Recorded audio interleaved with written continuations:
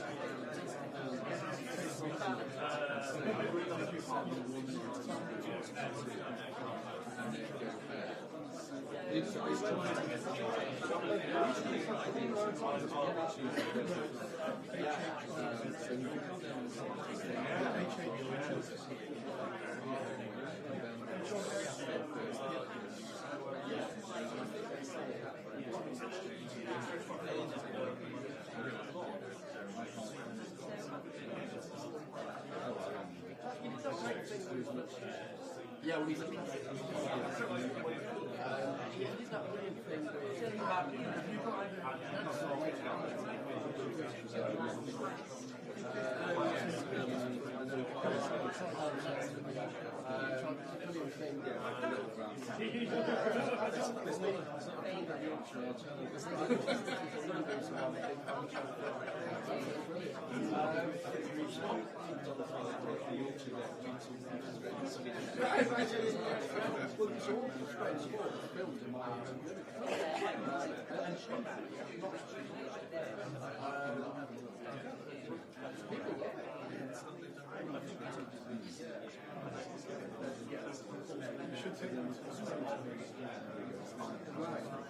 well, I don't know either.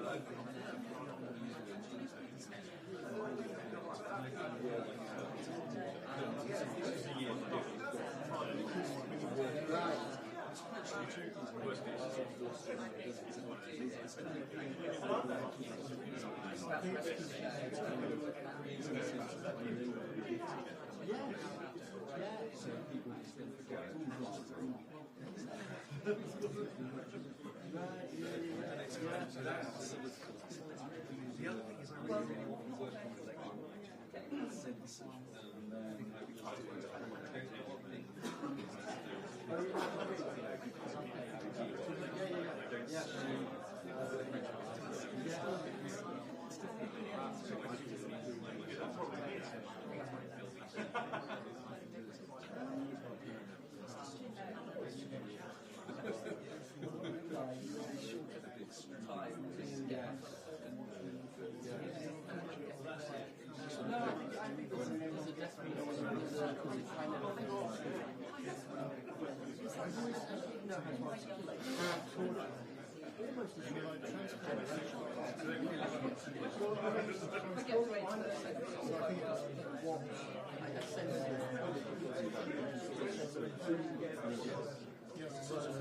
Yes,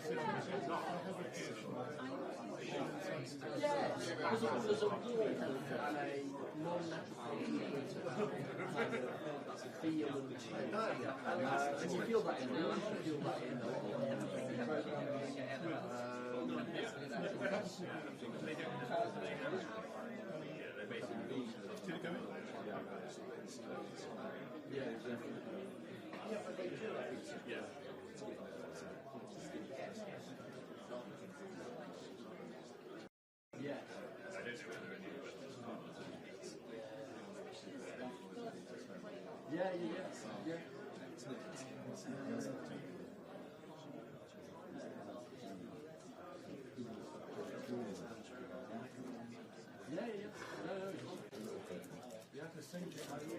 No, I think I can see that. And you can see in that strategy because you can do stuff beyond you. Yeah.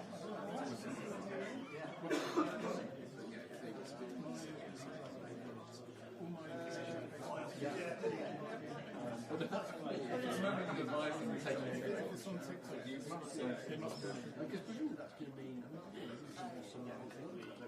what's quite funny is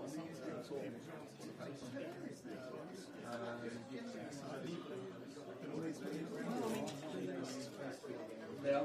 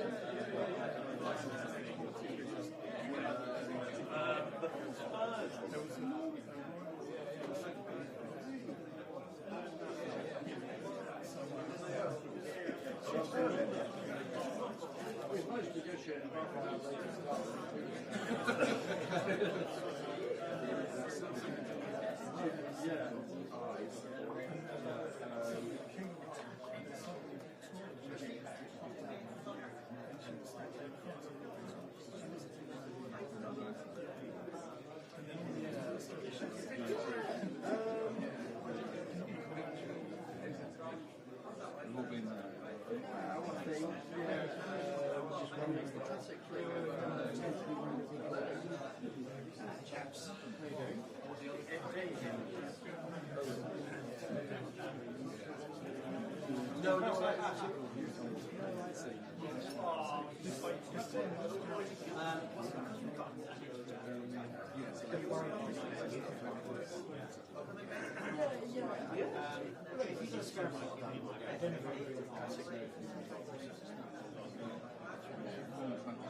That's a spare one.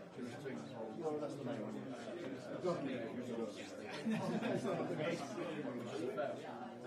Is it on? I might turn it off when you think of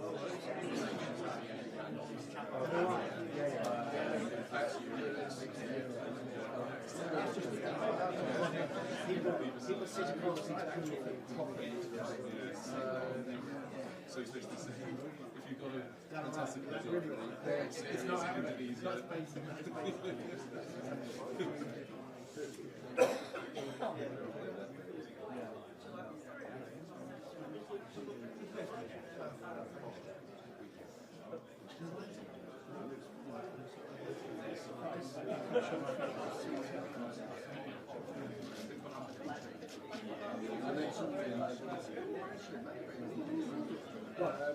And then I think they might end up in.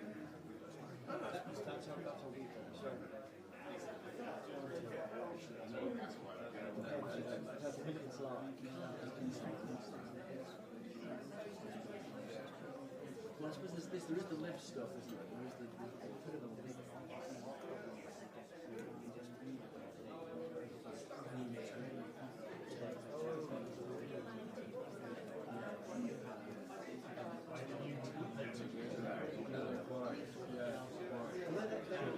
The stuff is quite good.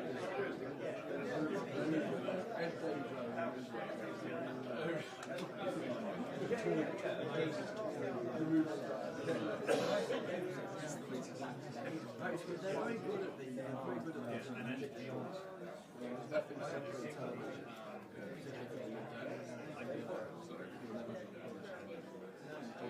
Through that war, talking about some sort of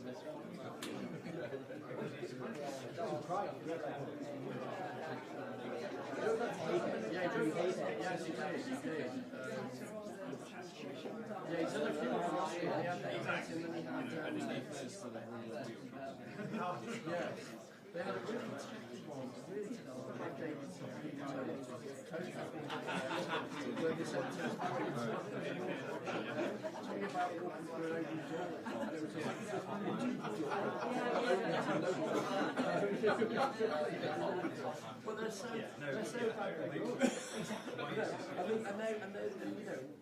and those days used to Glasgow.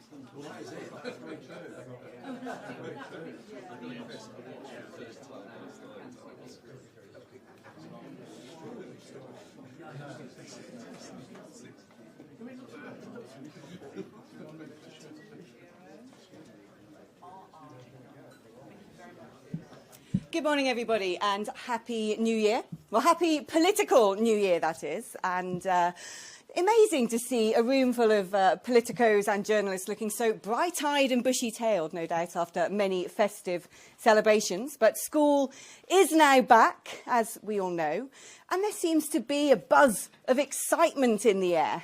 Why? Well, it is, of course, going to be an election year. And I think we all get a sense that this is going to be quite an interesting election. An interesting election because the political landscape is radically changing. There's a sense in the air that something different is going to happen. There's a sense that the electorate desperately want something different to happen. I've been in politics quite a long time, and never before have I seen so many voters disenfranchised with what is on offer at the top.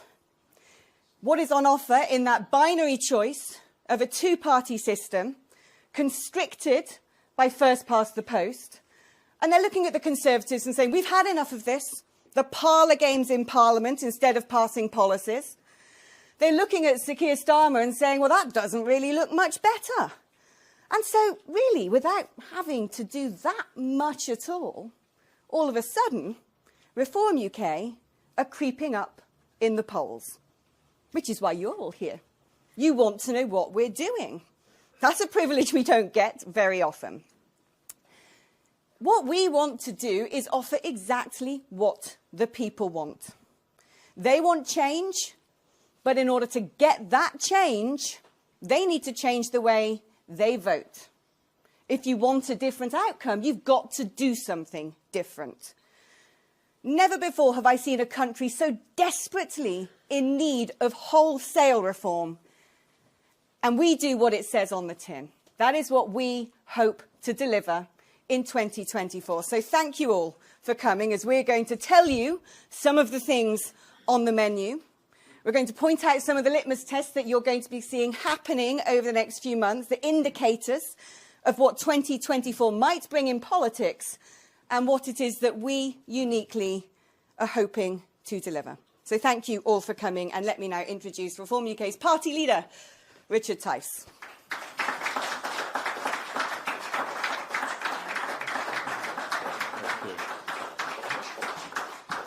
Thank you, Alex. Good morning, everybody, and a very happy New Year to everybody.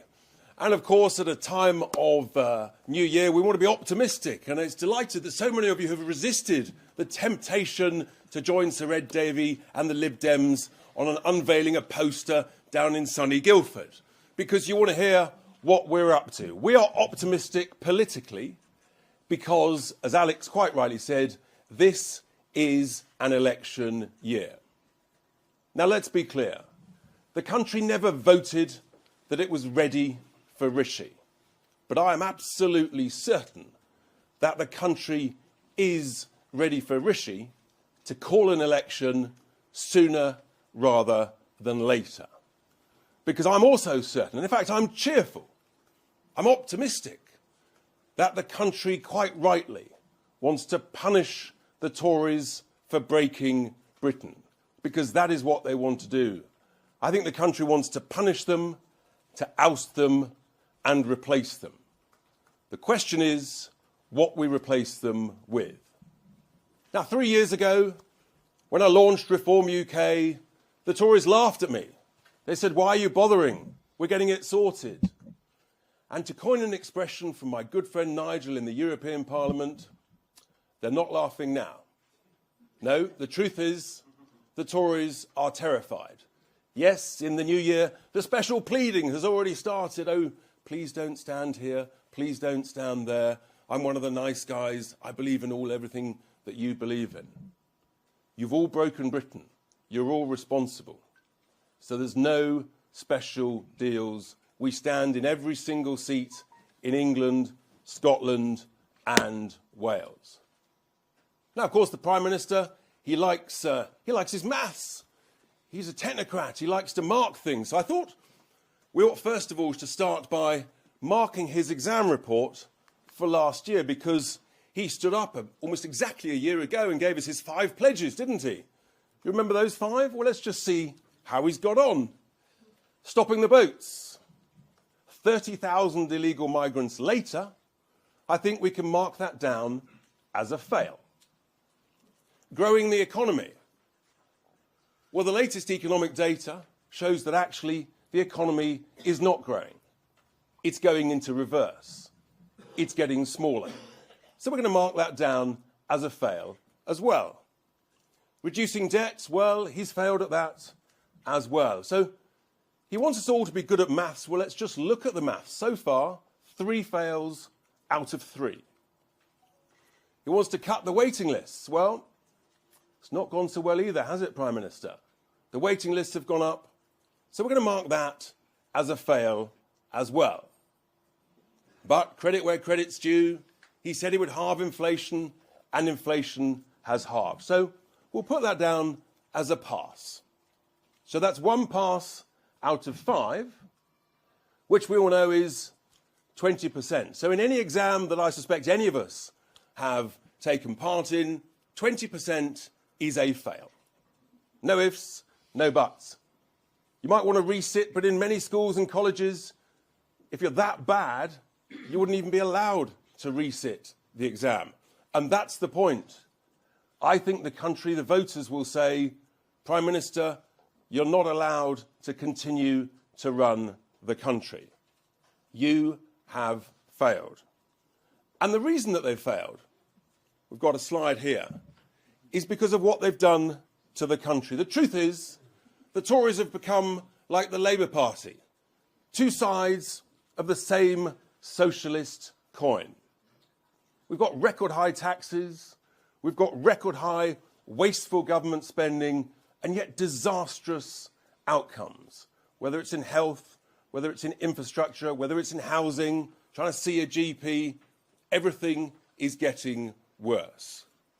We've got record nanny state regulations. They've utterly failed to take advantage of the great Brexit opportunity that offers so much promise, and still does, with the right leadership. And of course, the biggest betrayal of all by this government is on immigration. They promised, they absolutely promised, election after election, particularly when we were going to get Brexit done, that they would bring down lawful immigration. And yet they've deliberately done exactly the opposite. They've betrayed the people. In particular, they've betrayed Brexit voters and the working class voters. They've opened the borders to mass, uncontrolled immigration of a scale that this country has never seen before. And both economically and culturally, that is not good for the United Kingdom. The other similarity between the two main parties, of course, is they're obsessed with the multi-trillion-pound cost of net zero. The problem is, and Rishi has failed in one of his pledges, you cannot grow an economy with the burden of these 5 key factors. And that's why the economy is doing the opposite of what everybody thought. The economy is not growing. It's flatlining. There's no growth. And if there's no growth, you eventually run out of money if you keep increasing spending. So what's the alternative? Well, the country needs a serious wake-up call. Because the alternative actually is Starmageddon. Starmageddon is a risk near you in 2024. We are facing a catastrophic cocktail of economic incompetence and cultural pillage that would be a disaster for the United Kingdom. Because, of course, in every Labour government, every socialist way, they want more taxes. They want to take more of your money. Unbelievably, they want to get closer to the failing, sclerotic, recessionary European Union. We've just left it, and thank God we have. Germany's in recession. The EU's going nowhere. And yet Starmageddon wants to take us closer to it. They want more government spending, of course. That's what socialists do. They want more nanny state regulations because they think they know how to control your life better than you do. And, of course, they want to betray the working class. I mean, the Labour Party was founded, supposedly, to protect and promote the working class. But with more mass immigration, you get exactly the opposite. An absolute disaster that has the effect of depressing British wages. And I'll give you an example of that. In the fast food delivery business, all the big fast food companies, they are complicit in allowing massive illegal working, huge illegal working, which is depressing wages of decent British working class people. And that is wrong, but that is the betrayal of the Labour Party. And, of course, they're even more obsessed with net zero than the Tories. You cannot grow an economy under this burden. It's never been done before. Now, Jeremy Hunt, the other month, he was sort of celebrating when you had growth of 0.1 or 0.2%. For heaven's sake, man, that's feeble, that's pathetic. I remind people, in the 80s and 90s, the country was growing at 2.5% to 3% plus every single year. We're lucky if we grow at all. And here's the point that nobody's talking about enough. The deficit this year, already at almost 120 billion, is likely to end up by April at 150 billion pounds a year. If you have no growth and you keep spending more than you earn, then next year it'll be between 150 and 200 billion pounds. And eventually the bond markets say, we're done. Enough is enough. No more. You've run out of cash. You've run out of money. You're bankrupt. That is where Starmageddon is taking us, with these key elements. And it is a catastrophe, an absolute cocktail of catastrophic incompetence. So we're crystal clear. Only Reform UK, with our policies, can now save Britain. The key thing is, we've got a cost of living crisis. The fastest and best way, the most helpful way to deal with that, is, as I've said before, exactly a year ago, I said you've got to make work pay. You've got to lift the starting point at which anybody pays any income tax from 12.5 grand to £20,000. That frees up 6 million people from any income tax at all. Net, it's about 30 quid a week. That is a significant difference to millions of households. Of course, there's lots of other taxes we need to cut as well in business, and also things like fuel duty. We should be cutting 20p of every litre of fuel. That will make a huge difference to individuals and to small businesses. And it's brilliant that our fantastic London mayoral candidate, Howard Cox, who's here today, he, of course, has been the champion of freezing fuel duty for many years. We've got to cut the wasteful government spending. It's off the scale. All of us in our households, small businesses, we're looking at our budgets and we're saying, we've got to save 5 quid in 100 without affecting our products, our frontline services, while still paying the bills. If you do that in government, every single manager of every quango, commission, department, council, it soon adds up. Yes, it's well north of £50 billion a year. That's what's got to be done. And of course, you've got to take advantage of the great, brilliant opportunities from Brexit. You've got to cut thousands and thousands of daft EU regulations. The Tories, once again, they promised it. They even got a little bill together to get rid of 4,000 regs. And then the Prime Minister cowardly, feebly bottled it as he cozied up to Ursula von der Leyen. Hopeless. If you're going to do something like Brexit, for God's sake, do it properly. On immigration, we've got to freeze non-essential immigration. 1 in, 1 out. That is what the British people vote, I believe. That's what the people want. The British people never voted for mass immigration. And finally, we've got to scrap the totally job-destroying £1 trillion cost of net zero. Just that alone will make people better off. That alone will ease the cost of living crisis. I talk about the betrayal of Labour against the working class. Net zero, every week, every month, is destroying thousands of skilled manufacturing jobs, steel jobs, automotive jobs. They've betrayed their own people. Only Reform UK Now is the party of the working class, who will stop mass immigration, who will scrap net zero, who will help solve the cost of living crisis. And if we do these things together as a nation, as Alex quite rightly said earlier, if you want change, you've got to vote for it. And if the country votes for this change, then the result will be a high-growth, dynamic economy where all of us feel a great deal better off. Now, we're making great progress. We're going to be ready whenever the election is called. We've got our sort of spring rally. We're bringing it forward a bit, spring, on the 24th of February in Doncaster so that we're ready, announcing all our hundreds and hundreds of candidates. We're almost there. We're approaching 500 approved and allocated, hundreds more applying as every day goes by. So we will be ready. But the first election is actually just a few weeks away. Yes, there's going to be a by-election in Wellingborough in Northamptonshire, and I'm delighted to say that we have selected our candidate, fantastic, brilliant candidate, who's here today. I'm going to invite him to the stage. He is none other than my joint deputy leader, Ben Habib.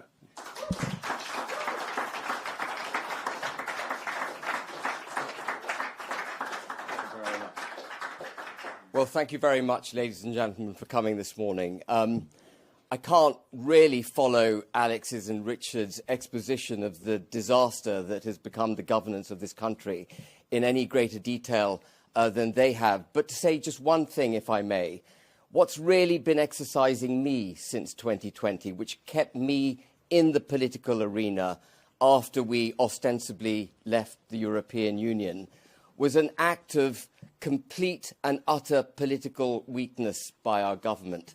The partitioning of the United Kingdom between Great Britain and Northern Ireland.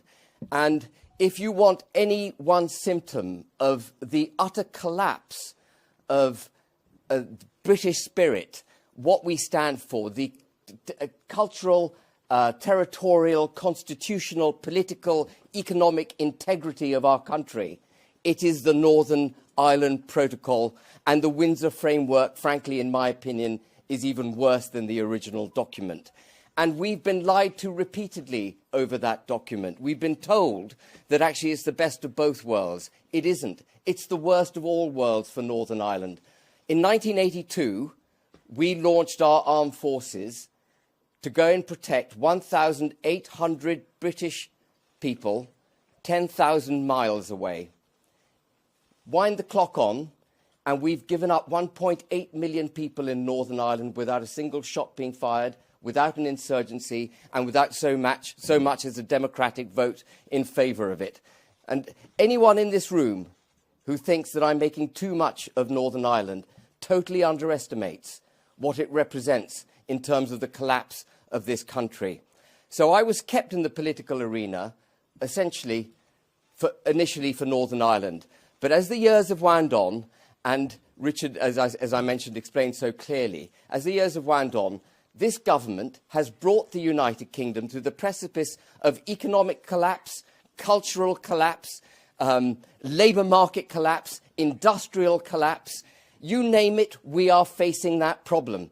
And as Margaret Thatcher, I think she was arguably the only decent Conservative Prime Minister we've had since Winston Churchill. As Margaret Thatcher said, and it should be known very well to Rishi Sunak, the problem with that you eventually run out of other people's money. And that's where we are at. I reluctantly joined Reform UK. I'm sure Richard won't mind me saying that. I reluctantly joined because I'd left the party political system and I was campaigning for Northern Ireland, fighting for a proper Brexit, doing stuff outside a party tent. But I was drawn in eventually to Reform because the only way to make an impact ultimately in a democracy is at the polls, in an election. The electoral impact is the only thing that matters in Westminster. And my initial aim, as some of you may recall when I announced my joining Reform UK in March last year, was to obliterate the Tory party. They've beaten me to it. And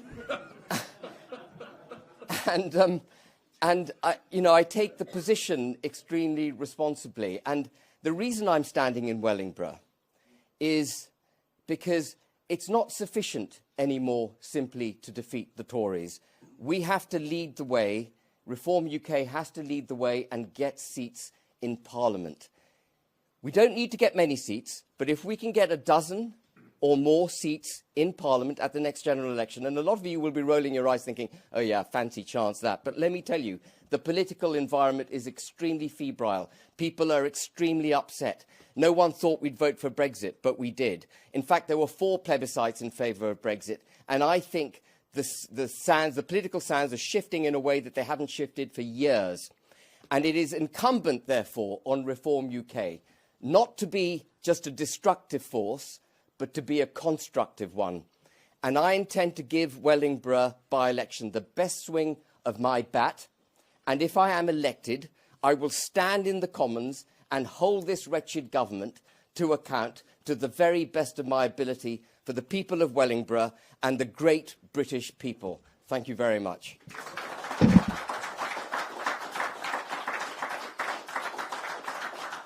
Thank you, Ben. Bullish talk as ever. Now, before I talk about take some questions from the media, obviously many of you want to know what in this election year are Nigel's plans. He's back from the jungle. He's recovered. Hopefully the stomach is in better shape from the travails of the Bush Tucker trials. And we've been talking over the Christmas period. And he's obviously giving a lot of thought as to the extent of the role that he wants to play in helping Reform UK, frankly, save Britain. And he is still assessing that.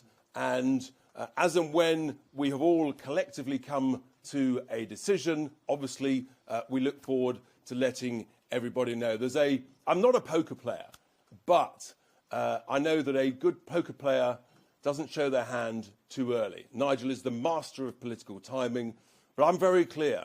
The job at hand is so big to save Britain. The more help that Nigel is able to give in the election campaign, frankly, the better. Because the crisis facing the country, the crisis, the catastrophe that would befall us with Starmageddon is really, really serious. So, open to questions. Who would like to kick off first? There's a hand early there, sir. Hi, Rob Hutton from The Critic. I was just curious about something that Ben said about allowing the border in the Irish Sea without the shot being fired or sending the army in. Where does Reform think the army should have been sent, and who should they have been shooting at? Do you want me to answer that? Please. Yeah. I mean, I wasn't for a moment suggesting it should be an armed conflict, but if you are going to give up part of the British territory, you should at least have, at the very least, stick by the terms of the Good Friday Agreement, which is to get cross-community consent, have a plebiscite, and in the absence of a plebiscite and the people's consent to that border, you have no right as a government to give it up. The Acts of Union which create this country are of constitutional importance. Article 6, I highly recommend you read it, requires that every part of the United Kingdom is treated equally with every other part. No government has the right to diminish a British citizen's standing in any part of the United Kingdom. If you fly from London to Belfast, you're a second-class citizen when you land in Belfast. You come back to London, you're a first-class citizen. That is an abomination that has to end. Is that helpful? Lady here, hello. Sorry, I'm so sorry. Hi. What would a good result look like for your party at the next general election? Oh, we're very clear. I mean, we need millions and millions of people to vote for us to help send a very clear message to help save Britain and to avoid the catastrophe of Starmageddon. And look, we all know, no bones about it, the first past the post electoral system is completely the wrong system. It's a disastrous system. We want proportional representation. That is a fairer system. So look, we're not saying that it's easy, it's difficult, but one thing's clear. If you're not on the ballot paper, if you don't try, you've got no chance. Chris. Christopher Hope, GB News.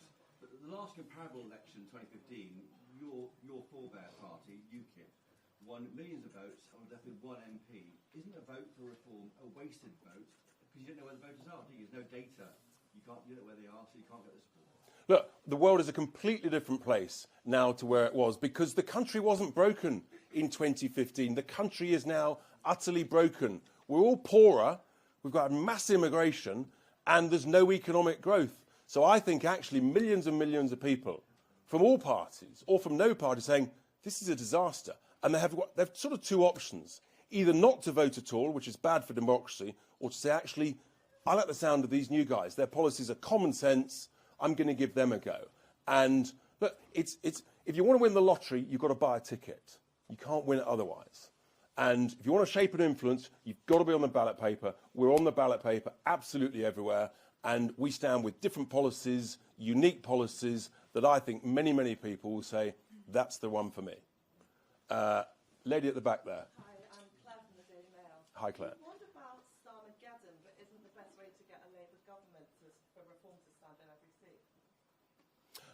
The question was, is the best way to get a Labour government for us to stand? No, the best way to avoid Starmageddon is for everybody to vote Reform UK, because only our policies can save Britain. And if we do that, we avoid the catastrophic cocktail of Starmageddon. Over here, sir. Hi, Christian from the Daily Express. Labour's candidate in the Wellingborough by-election, Jane Kitchen, signed a pledge in 2019 promising to back a second referendum and campaign for Remain. If you take enough Tory votes in this by-election to hand Labour the seat, won't you be proving Lee Anderson right when he warns that reform... No, I'll stop you now. You've completely misjudged the whole point. Wellingborough is a strong Brexit seat. The last thing they want is a Remainer that wanted to contravene democracy as their MP. Peter Bone, the outgoing MP, he is a strong Brexiteer. So no, they will say, I'm not voting Labour, I'm voting for one of the strongest Brexiteers in the country, Ben Habib. That's why we've got a cracking chance. Who's next? Yes, the lady just there. Hello. Yeah. Hello, Martin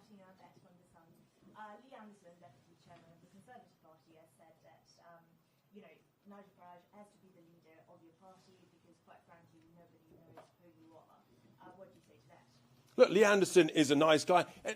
Lee's very worried. He's terrified that we're going to basically put him out of a job. What I say to Lee is, look, actually, he admitted yesterday he agrees with 80% of our principles. The honest truth is there are quite a number of Tory MPs in a similar position.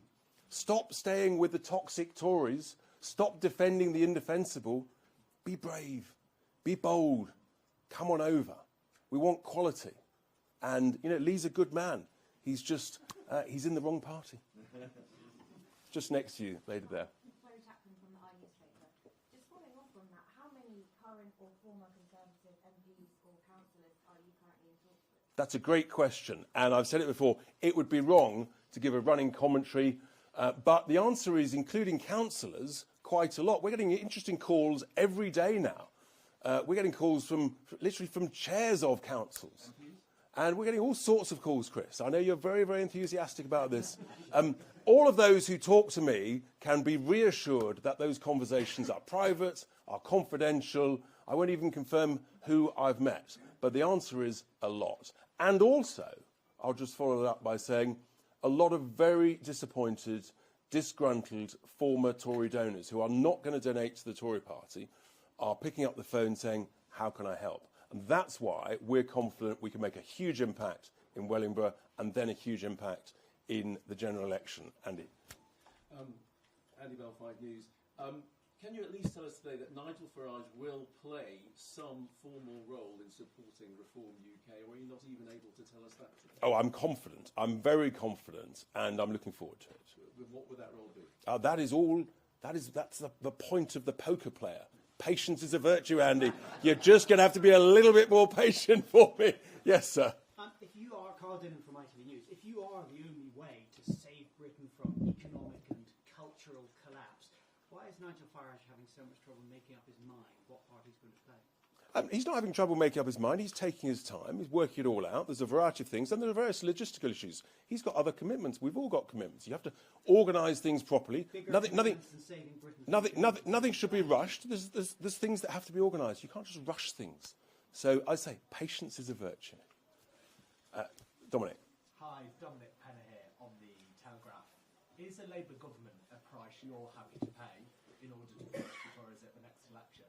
Do you wish Nigel Farage was here with us today? You're not slightly disappointed that he can't make... You might be disappointed. I speak to Nigel very frequently. Look, the answer is they're both as bad as each other. They're both a catastrophe for the United Kingdom. People are feeling poorer both economically and culturally. Despite all the promises, all we've had is betrayal and lies and nonsense. And people need to understand that if you want change, if you want this country to be run properly, you've got to vote for it. It's as simple as that. Gentleman here. Chris, sorry, yes. Thank you, Chris Layton, BBC News. Happy New Year to you. Can you be absolutely categoric today that you're not going to go all wibbly-wobbly when we get a bit close to the election? And not Good Lord, no one's ever accused me of being wibbly-wobbly, for heaven's sake. Everywhere in Great Britain.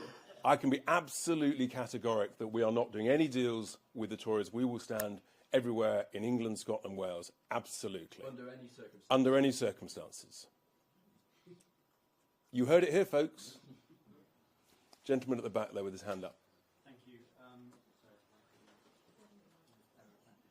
Matthew Hollis from The Economist. I mean, we looked at your track record on by-elections. It has not been great. So there's been 11 contests that you've contested since 22. You've lost your deposit in 10 of them. Your best result has been 5.4%. What's going on with you? Because this is not the performance that UKIP used to enjoy. They would regularly finish in second place in by-elections. What's not working? The great thing is that people's awareness, it takes time to build a brand. And many of those by-elections, many people haven't heard of us. But now, as we're going we're increasing in the polls, we're hitting double figures. I'm confident we'll be at 12% and plus. We're equal to the Lib Dems, or somewhere down in Guildford in a removal van, I think Ed Davies. We're heading north, and so more people are aware of us. Thanks to your good selves, people are writing about us, broadcasting about us. People say, who are these folk? They look at it and they say, actually, that makes sense.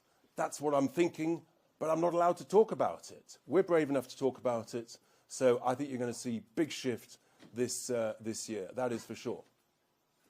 Lady just here with your hand up. Hi. You say you want a one-in, one-out immigration policy, but how will you address the labour shortages in the country? The population of the United Kingdom has never been bigger. It's never been bigger. And the quantity of people, over 5 million people, on out-of-work benefits. We're not short of people in this country. We're short of a willing labour force. And the reason for that is, for too many people, as I touched on, work doesn't pay. We've got to make work pay. That is why our key economic policy of lifting the starting point for income tax to £20,000, that is a massive, massive difference. That will get many people back into work. It'll help the cost of living crisis. And here's the thing. Big businesses relying on the sort of the addictive drug of cheap overseas low-skilled labour rather than training up our own people, I think is an abomination. And I think they should be ashamed of themselves. We've got to train our own people and we've got to get them into work, motivate people and make work pay. That is the key thing. And if you look at the numbers, about 400 to 450,000 people leave the country every year. They emigrate. So you can welcome in what I call smart immigration, where you've got genuine shortages. And yes, we've got shortages in healthcare. But equally, we've got responsibilities to those in developing nations. If they're training their own people, it's not morally very ethical, is it, for a developed nation like ourselves to then steal many of those people, train our own people. That's what we should be doing. I've got so many asking questions. I hope you're going to. I'll take one more from the lady who's been very patient. So Nigel Farage has said he could be Tory leader by 2026. How would you feel if he ditched reform and rejoined the Tories? I think you can be very confident that Nigel is committed. He's our honorary president. I mean, we could just take away the honorary title and call him President Farage alongside of possible President Trump. I mean, I think the country would be rather excited by that. Would you be disappointed then if he did rejoin the Tories at any point? Am I abolishing the monarchy? No, not at all. So I think we're done, everybody. I think there's some one-to-one interviews. But look, thank you very much indeed for being here, for your interest, and look forward to speaking to some of you, many of you, individually. Thanks very much.